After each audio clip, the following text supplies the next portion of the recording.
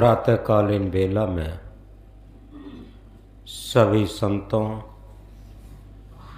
सज्जनों, माताओं के हृदयस्थ चेतन परमात्म स्वरूप को नमन और वंदन।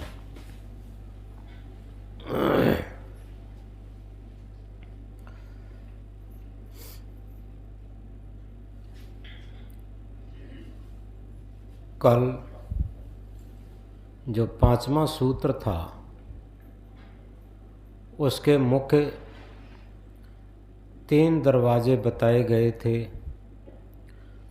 पहला दरवाज़ा था श्रद्धा, दूसरा था पुरुषार्थ, तीसरा था जागरूकता।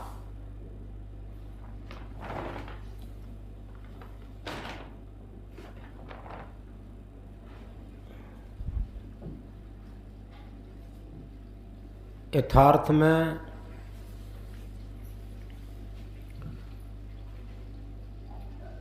अपना आत्मनिरीक्षण ये करना है कि हमें शरीर से लेकर मन की अनुकूलता से लेकर इंद्रियों की लोलुपता से लेकर संसार की तरफ तो श्रद्धा है, लेकिन क्या हमें अपने आत्म स्वरूप की तरफ भी श्रद्धा है?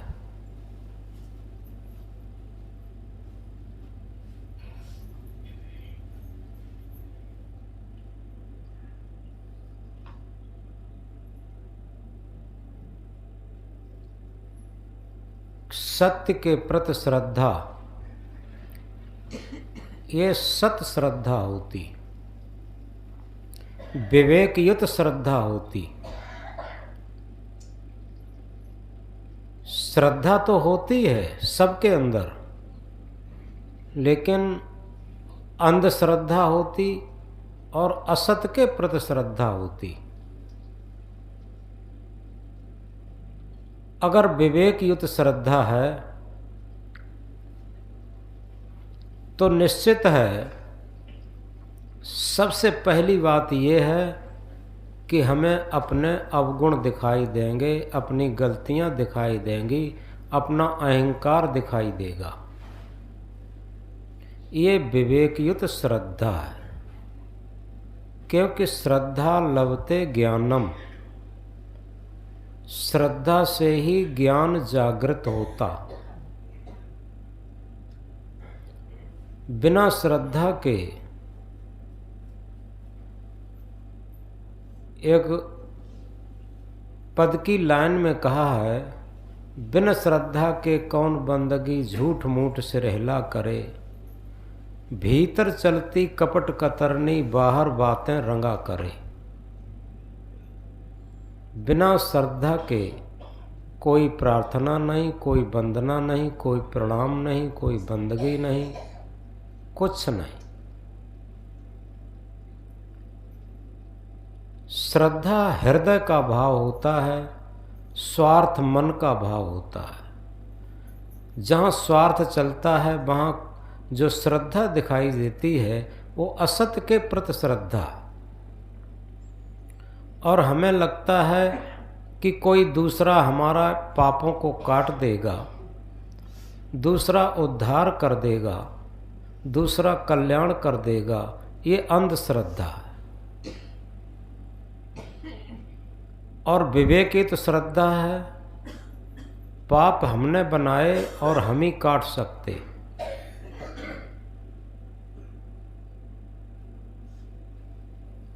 पाप हमने बनाए हैं और हम ही काट सकते। बंधन में हम स्वयं फंसे हैं और हम स्वयं मुक्त हो सकते। जिस तरीके से दुनिया में माँ बहुत उपकारी होती है, हमारे मुंह में दूध दे देती है, ग्रास दे देती है, लेकिन निगलना हमको पड़ता, माँ निगल नहीं पाएगी। इसी तरीके से आध्यात्मिक माँ, आध्यात्मिक सद्गुरु, आध्यात्मिक निर्देशक हमें साधना रूपी ग्रास दे सकता, ध्यान रूपी दूध दे सकता, लेकिन उसमें उतरना हमें होगा। ये विवेकयुक्त श्रद्धा। जब हमारे अंदर विवेकयुक्त श्रद्धा जग जाती है, सत्य के प्रति श्रद्धा जग जाती है, तो दूसरा दरवाजा आता है पुरुषार्थ। क्योंकि श्रद्धा के अनुरूप ही पुरुषार्थ होता। श्रद्धा तो सबके अंदर होती है। शराबी के अंदर भी श्रद्धा होती शराब के प्रति। कितना भक्त बन जाता शराब का, न पत्नी की मानेगा, न बच्चों की मानेगा, न स्वास्थ्य की चिंता होगी, रात दिन उसे चिंता उसी की रहती। कितनी बड़ी श्रद्धा है उसे। लेकिन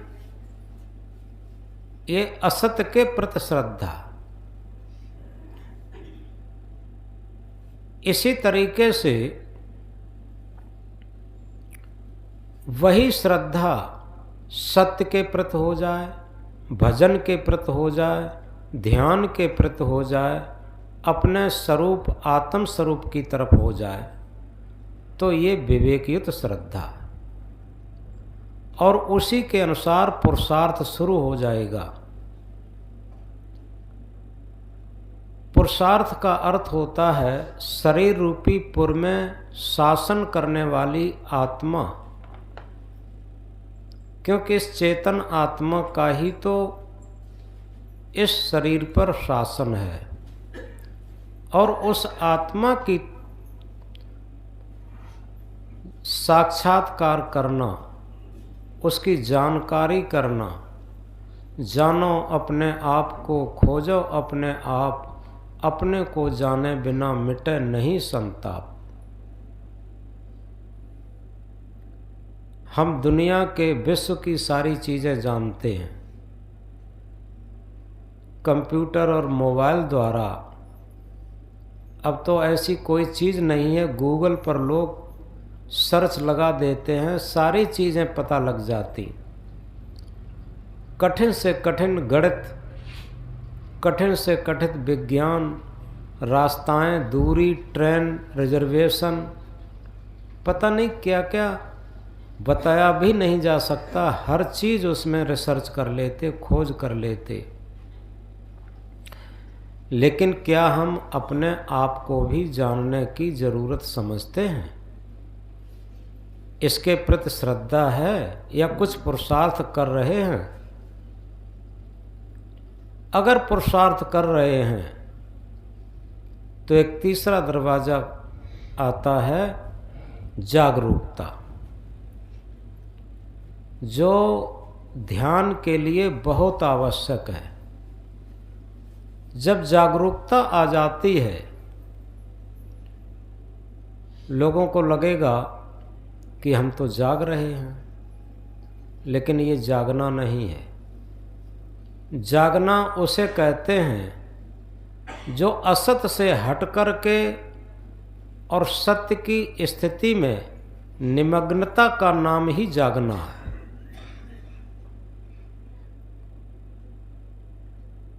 जागो लोगो मत सुबो, ना करो नींद से प्यार, जैसा सपना रैन का वैसा यह संसार। सभी लोग जागो, जो जागल सो भागल हो रमैया राम।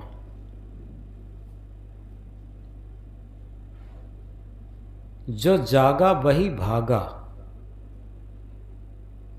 बुद्ध जागे भागे, महावीर जागे भागे, सबरी, मीरा, सहजो, स्वामी दयानंद, स्वामी विवेकानंद,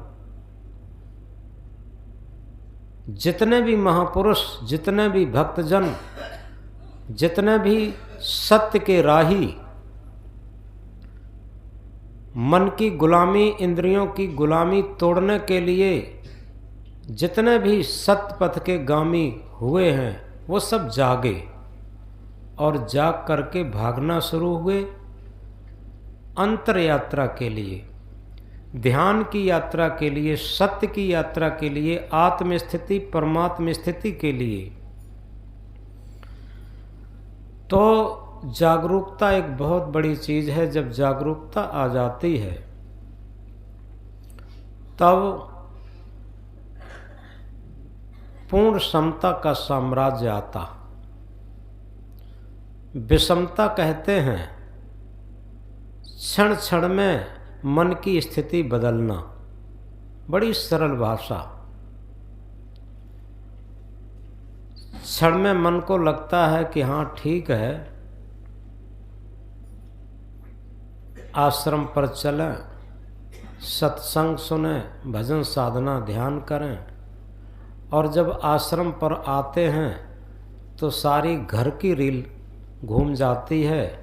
पता नहीं घर पर क्या झंझट हो गई होगी, क्या स्थिति होगी। सद्गुरु क्या निर्देशन देते हैं, मन के मारे बन गए बनतज बस्ती माए, कहें कबीर क्या कीजिए यह मन ठहरे ना। मन में पिनक सवार हो गई, जंगल में पहुँचे, वहाँ हम तपस्या करेंगे, लेकिन वहाँ जंगल में बैठे हैं घर दिखाई दे रहा, आश्रम में बैठे हैं घर दिखाई दे रहा। ये मन की क्षणिकता है।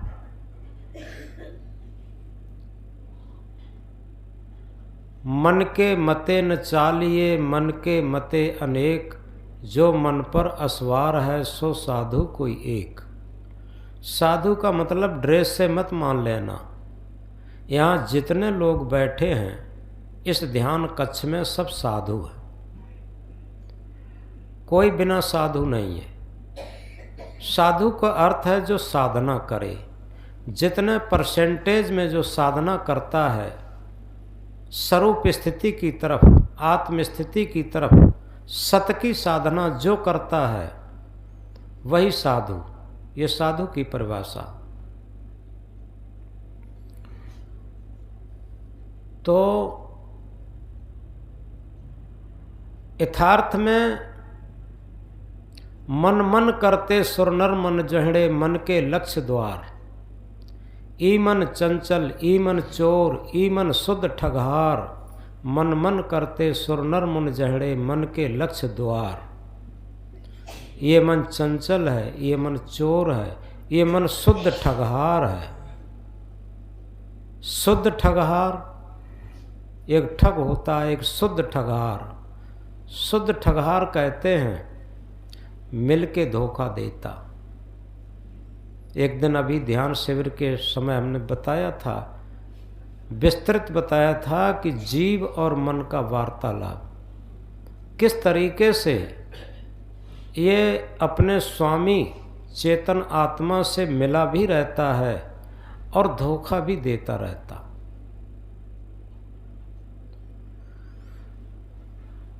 तो इस तरीके से इस मन को जागरूक करना है। और जब ये मन जागरूक हो जाता है तब क्या स्थिति आती? तब जानो सोवत से जागे, विषय वासना मन से त्यागे। सब लोग अभी ब्रह्म मुहूर्त वेला में इस ध्यान कक्ष में बैठे जाग रहे हैं, क्योंकि मन असत से हटकर, वासनाओं से हटकर के और शुद्ध आत्म स्वरूप के लिए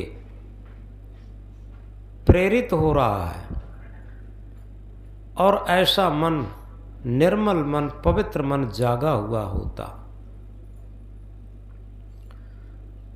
तो इस तरीके से जागरूकता आ जाती, और जागरूकता ही हमारे ध्यान के लिए सबसे बड़ी आवश्यकता है। ध्यान पूर्ण जागरूकता का नाम है। अब हम छठवें सूत्र में प्रवेश करते हैं।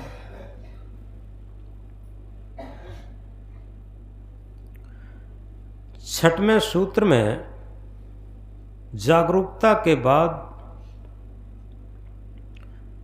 हमारे अंदर आती है सहज, पूर्ण सहजता, जिसे हम पूर्ण अंतर्मुखी कह सकते हैं। पूर्ण अंतर्मुख का आशय अतीन्द्रिय स्थिति के साथ अमन की स्थिति है।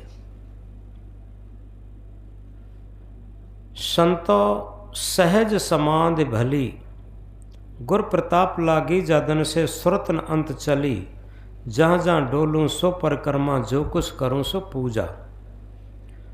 समधन आधि बराबर समाधि, शरीर और मन की पीड़ा का सम हो जाना समाधि है। शरीर और मन का अशरीरी एवं अमन की स्थिति में सहज सम हो जाना यानी स्वाभाविक सम हो जाना ही सहज समाधि है। तन और मन पर जितना अहंकार भरा ममत्व थोपा हुआ है, यह सब आरोपण हटकर सम हो जाए तो हर कार्य पूजा बन जाएगा। दीर्घ काल के निरंतर अभ्यास से, वर्तमान की पूर्ण जागरूकता से भूतकाल की घटी घटनाओं के संस्कार खुलने लगेंगे और क्षण क्षण की जागरूकता का सबल सहारा मिलते ही असत का साथ छूटकर असंगता की स्थिति आ जाएगी, जो पूर्ण सत्य है। जहाँ असंगता का बोध होकर आत्म बोध होता, आत्म बोध ही सारे बंधन काटने में सक्षम है। सारे अज्ञान जनित दुखों को दूर करने वाला आत्मज्ञान ही है।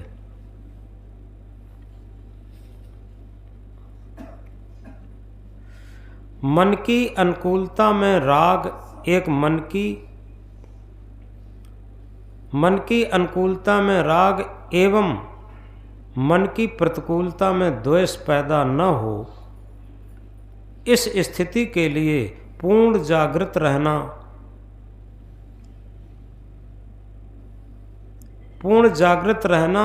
मन चित्त की स्थिति बिगड़ने न पाए, संतुलन एवं समता बनी रहे, दृष्टा भाव जागरूक बना रहे।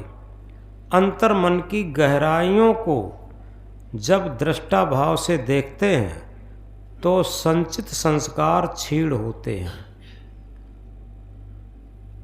इसे बहुत गहराई से और बहुत सावधानी पूर्वक समझें। हमारा मन संस्कारों का एक जखीरा होता, संस्कारों की एक गांठ होती, समुच्चय होता, और ये ध्यान से हमारे पुराने से पुराने संस्कार भी उखड़ते हैं। कब? जब मन के जहाँ राग है वहाँ से उस चिपक को हम उससे दूरी बनाएं, और जहाँ द्वेष है उससे भी दूरी बनाएं। राग और द्वेष से जब मन हटने लगेगा तो हमारे पुराने संस्कार उखड़ने लगेंगे। ये स्वाभाविक है, क्योंकि सारा बंधन, सारे कुसंस्कारों का निर्माण या तो राग से होता या द्वेष से होता। राग द्वेष मिश्रित जो मन की स्थिति है वो कुसंस्कारों का निर्माण करती।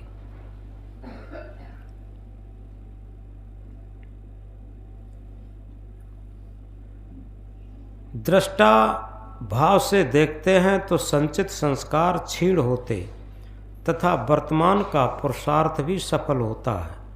नया संस्कार नहीं बनता, क्योंकि वर्तमान पर पूर्ण जागृत हैं, पूर्ण दृष्टा हैं। तो वर्तमान क्षण कितना सुनहरा होगा। वर्तमान क्षण अगर क्रोधमय है तो भविष्य का क्षण तो क्रोध से सना हुआ होगा ही। भूत का संस्कार कैसा भी हो, क्रोध के परमाणुओं से मिश्रित हो जाएगा। सबसे बड़ा महत्व वर्तमान का है। पीछे हमारे संस्कार कैसे रहे हैं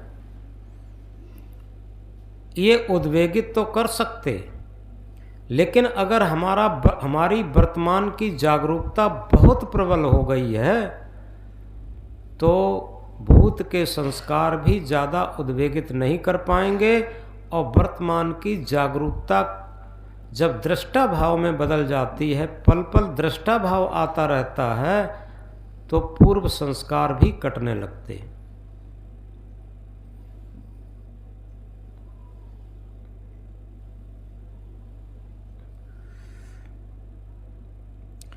पहले हमने श्वास के द्वारा वर्तमान को देखा, जिससे वर्तमान में कोई संस्कार बनने न पाए, भूतकाल का कोई संस्कार उभरने न पाए। इस प्रकार आगे बढ़ते रहे, वर्तमान पर जागरूक होते रहे। अब ये देखना है वर्तमान समय पर इतने सावधान, इतने जागरूक, इतनी क्षमता का स्थायित्व हो, संकल्प आए और चला जाए, उससे हम तटस्थ रहें तो चित्त पर राग द्वेष के चिन्ह नहीं बनेंगे, निर्मल चित्त रहेगा। निर्मल चित्त पहले से कोई संस्कार नहीं बनेगा, निर्मल चित्त रहने से कोई संस्कार नहीं बनेगा। इसके लिए एक उदाहरण समझेंगे। एक अंधा व्यक्ति था, वो बहरा भी था, गूंगा भी था। उसके पूरे घर में कोई संतान नहीं थी। बहुत काल के बाद संतान का जन्म हुआ। बड़े जोरों से खुशी मनाई गई, ढोल नगाड़ों से बधाई बजाई गई। उस अंधे को न दिखाई देता था, न सुनाई देता था, उसे कोई भी हर्ष नहीं हुआ। कुछ काल के बाद वो बच्चा खत्म हो गया।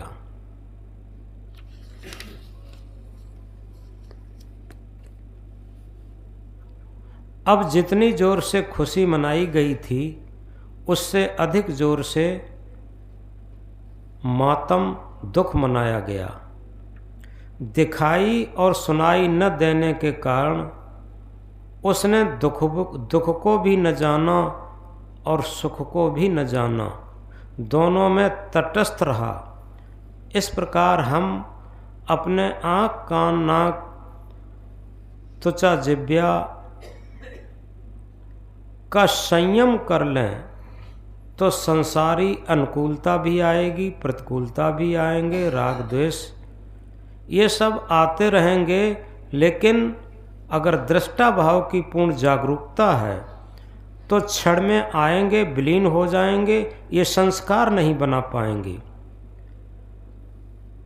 संयम तभी हो पाता है जब हमारी दृष्टि अंतर्दृष्टि हो, जिससे करुणा जागृत होती। जिसके जीवन में करुणा आ गई, उसने क्षमा का स्थान स्वतः आ जाएगा। इसके बाद सहज ध्यान की भूमिका आती है, जिसमें नांद, बिंदु, प्रकाश कुछ भी थोपने की असहजता नहीं रहती, जो पूर्ण समता का साम्राज्य है। इसके बाद सहज समाधि में उतरते हैं, जो पूर्ण अमन की स्थिति है। आज जहाँ पूर्ण शांति का साम्राज्य है, जो जीवन मुक्त स्थिति लाती है। जीवन मुक्त समता के साम्राज्य में सुख दुख, लाभ हानि, अनुकूलता प्रतिकूलता, राग द्वेष, इन सब से ऊपर उठकर एक स्थायी दृष्टा भाव आता है। यदि हम कर्ता बनेंगे तो भोक्ता बनना पड़ेगा। सबसे बड़ी बीमारी संस्कार निर्माण की यह भी होती है कि हमारे मन में रहता है कि हम ही कर्ता हैं। कल हमने बताया था, हर परिवार के मालिक, मुखिया, बड़े बूढ़े, उन्हें अहंकार रहता है, हम ऐसा न करते तो ऐसा न होता, और हमने ही ये सब किया। हाथ फैलाते हैं, उंगली घुमा देते हैं, ये सब हमारे ही बल पर हुआ। ये सबसे बड़ा अहंकार और सबसे बड़ा राग और सबसे बड़ा बंधन। जब प्रकृति से अभी हमें पानी न मिले हम क्या कर सकते, प्रकृति से ऑक्सीजन न मिले तो हम क्या कर सकते, ये सत्य आत्मा इस शरीर में न रहे तो हम क्या कर सकते, फिर किसका अहंकार। ये शरीर भी तो कोऑपरेटिव सोसाइटी है। इसी तरीके से परिवार और समाज ये सब कोऑपरेटिव सोसाइटी है, सहकारी समिति, एक दूसरे के सहयोग से सब निर्मित होती, एक दूसरे के सहयोग से सब उन्नत होती। तो इसलिए कभी भी कर्तापन का अहंकार न करें। जितना कर्तापन का अहंकार है यही राग द्वेष निर्मित करता और यही बंधन बनाता और यही भजन में ध्यान में नहीं बैठने देता।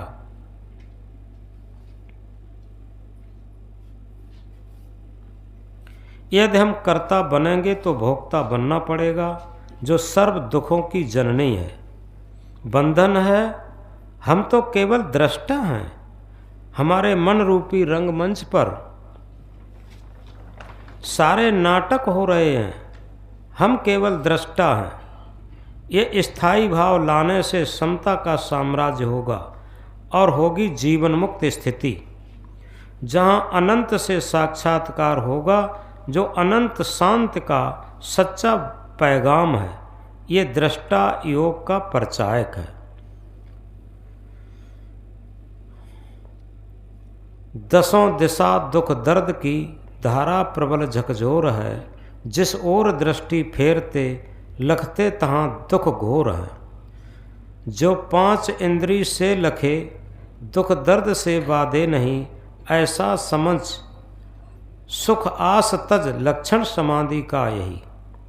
सम्मान वो अपमान में समदृष्ट का अवलोक हो, निंदा वो गाली स्तुति में हर्ष पार विशोक हो।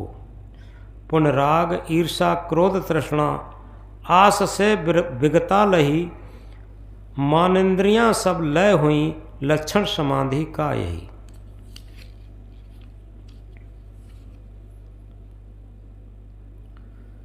ये छठवां सूत्र है।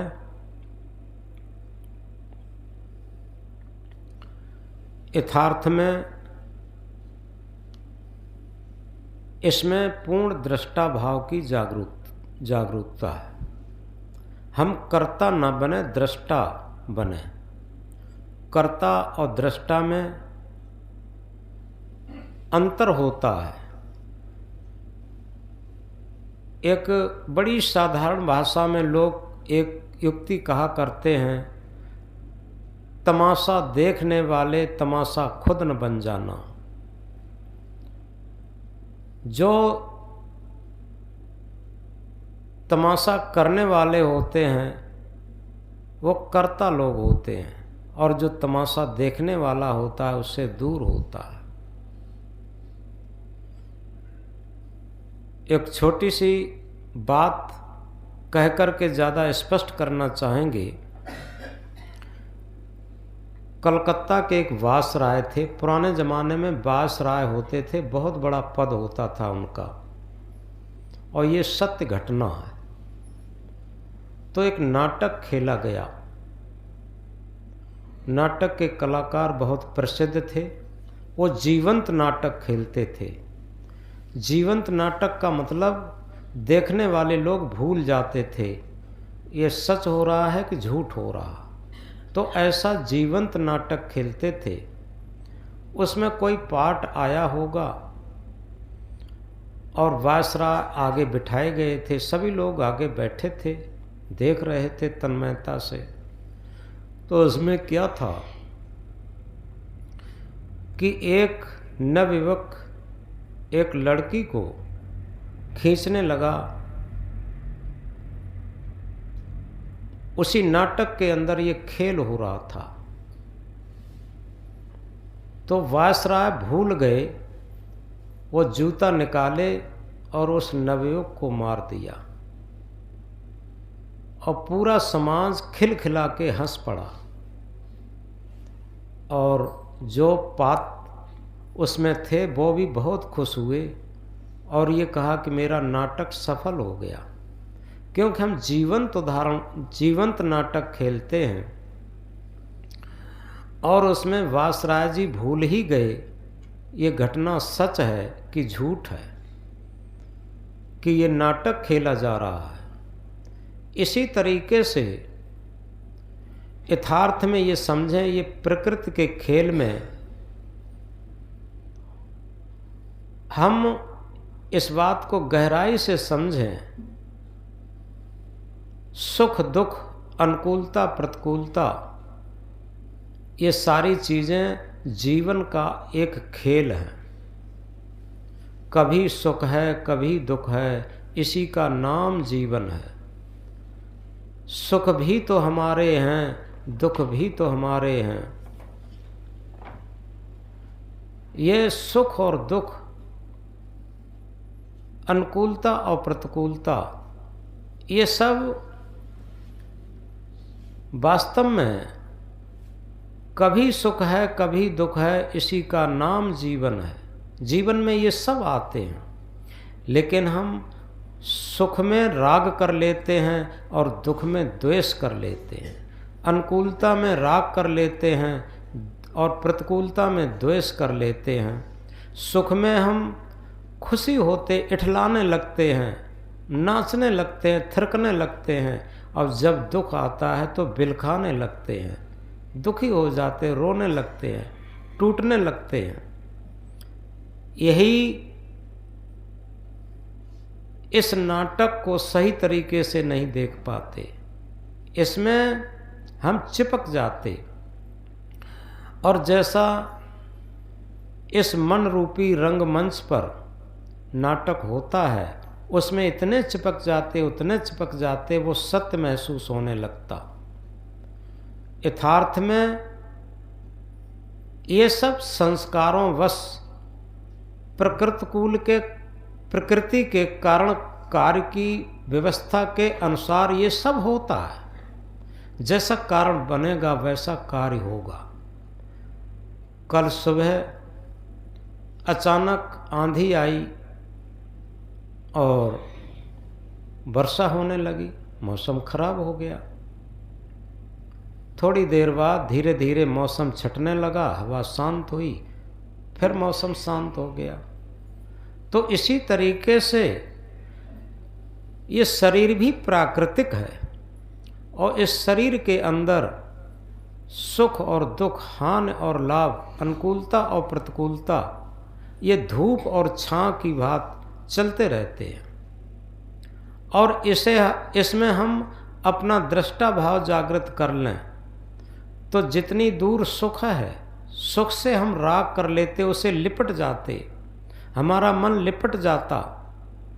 और जब सुख से लिपट जाता, राग कर लेता, आसक्ति कर लेता, तो दुख में हमें विकल होना पड़ता, दुखी होना पड़ता, रोना पड़ता, गिड़गिड़ाना पड़ता। तो इसलिए अगर हमारे अंदर दृष्टा भाव की जागरूकता है तो सुख भी आएगा, दुख भी आएगा, अनुकूलता भी आएगी, प्रतिकूलता भी आएगी, ये सब आते हैं। लेकिन जब मन पर नहीं लाते हम,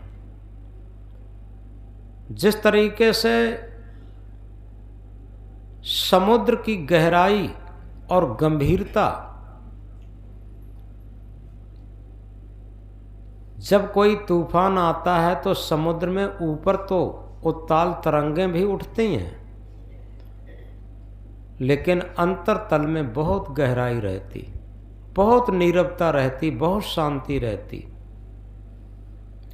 इसी तरीके से अगर हमारे अंदर, मन के अंदर दृष्टा भाव की गहराई है, दृष्टा भाव की जागरूकता है, तो कोई मान सम्मान कर रहा है तो उसमें भी हम चिपकेंगे नहीं, खुशी नहीं बनाएंगे।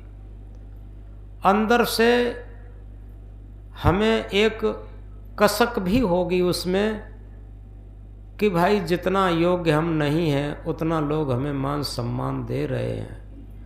ये तो उनकी बात है, इसमें हमारा कोई कुछ नहीं है। और कुछ हमारे अंदर योग्यता है भी, वो सद्गुरु की कृपा है, आत्म परमात्मा की कृपा है, हमारा कुछ नहीं है। हमारा जो कुछ है वो हमारी गलतियां हैं, हमारे दुर्गुण हैं। इस तरीके का अगर हमारे अंदर दृष्टा भाव आता है तो गलती जब अपने पल्ले में रखेंगे तो विवेक जगेगा, और मान सम्मान को अगर एक मीठा जहर समझेंगे तो दृष्टा भाव जगेगा। ये दोनों बातें गहराई से समझ लें जी, ये दोनों चीज़ें एक साथ होती हैं। राग और मान सम्मान इसमें बेभान जब होते हैं, जितनी तेजी से इसमें आसक्त होते हैं उतनी ही तेजी से दुख, विकलता और कष्ट आते हैं। इसे कोई नहीं रोक सकता, ये कारण कार्य की व्यवस्था है। हम सुख में बहुत इठलाते हैं, बहुत खुशी मनाते, नाचते हैं, और उतना ही हमें दुख में बिलखना पड़ता। कबीर साहब एक साखी में कहते हैं, सुख के माथे सिल पड़े नाम हृदय से जाए, बलिहारी व दुख की पल पल नाम रटाए। यथार्थ में सब प्रकार का सुख हो, लेकिन हम तैयार रहें। एक ऐसा महामंत्र होता है कि जो था वो नहीं रहा, जो है वो भी नहीं रहेगा। यानी दुख था, अब सुख आ गया, जैसे दुख नहीं रहा वैसे सुख भी नहीं रहेगा। दुख से सटा हुआ सुख है और सुख से सटा हुआ दुख है। रात्रि से सटा हुआ दिन है और दिन से सटा हुआ रात्रि है। जब रात्रि आती है और इसके तुरंत बाद दिन आ जाता, और दिन आता है इसके तुरंत बाद रात्रि आ जाती। अभी सर्दी चल रही थी, बहुत सर्दी, इसके बाद धीरे धीरे देखो अब गर्मी आ रही। ये सब प्राकृतिक खेल है। इस प्रकार अगर विवेक से, प्रज्ञा बोध से अगर इन चीज़ों को हम दृष्टा भाव से समझें तो ये सारी चीज़ें घटित होती रहेंगी। ऐसा नहीं है प्रकृति के खेल में चाहे विश्वपति हो जाए उसे भी दुखों का सामना करना पड़ेगा, उसे भी प्रतिकूलता का सामना करना पड़ेगा। और जितने महापुरुष हुए उनके जीवनी को देखिए, जितना जिस पर अधिक दुख हुआ और उस दुख में वो कभी बेहवल नहीं हुए, दुखी नहीं हुए, और जब मान सम्मान हुआ उसमें कभी इठलाए नहीं, सुख में कभी इठलाए नहीं। जो सुख में इठलाता नहीं वो दुख में कभी बिलखाता भी नहीं।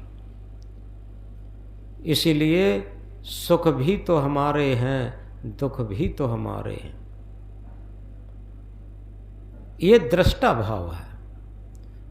तो ये 6वां सूत्र है, और 6वें सूत्र में दृष्टा भाव की जागरूकता है।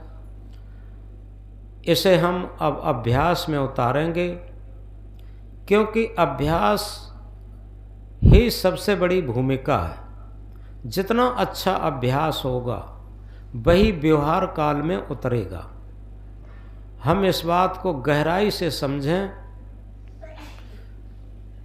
जितना अच्छा अभ्यास है उतना ही व्यवहार में हमारी मजबूती रहेगी। और केवल हमने थ्योरिकल रट लिया है, बातों से रट लिया है, तो हमारी व्यवहार काल में मजबूती नहीं रहेगी। जिस तरीके से किसी के घर में कोई जब ख़त्म हो जाता तो लोग पहुंचते हैं समझाने के लिए, भैया ये तो संसार का खेल है, ये आना जाना लगा रहता है, जिसका समय पूरा हो गया उसे तो जाना ही है, इसमें रोने धोने से काम नहीं चलेगा, मजबूती से काम लो। और जब उन्हीं के घर में कोई मरता है तो वो ज्ञान जो वहाँ समझा रहे थे वो भूल जाते। यथार्थ में अगर हमारा स्वयं प्रस्फुटित ज्ञान है तो दूसरों को समझाने से अधिक हमारे ऊपर प्रयोग ज़्यादा होगा। ये दृष्टा भाव की जागरूकता है, विवेक ज्ञान की जागरूकता है, सेल्फ नॉलेज की जागरूकता है, आत्मज्ञान की जागरूकता है। सेल्फ नॉलेज, आत्मज्ञान, विवेक ज्ञान और इसका परमार्जित रूप है शुद्ध रूप दृष्टा भाव। हम देख रहे हैं, सुख भी आ रहा है, दुख भी आ रहा है, दोनों को देख रहे लेकिन किसी में मिल नहीं रहे। तो इस प्रकार अब अभ्यास में उतरेंगे। सभी लोग सहज आसन पर बैठ जाएं, रीढ़ को सीधा कर रखें, आँख को बंद रखें।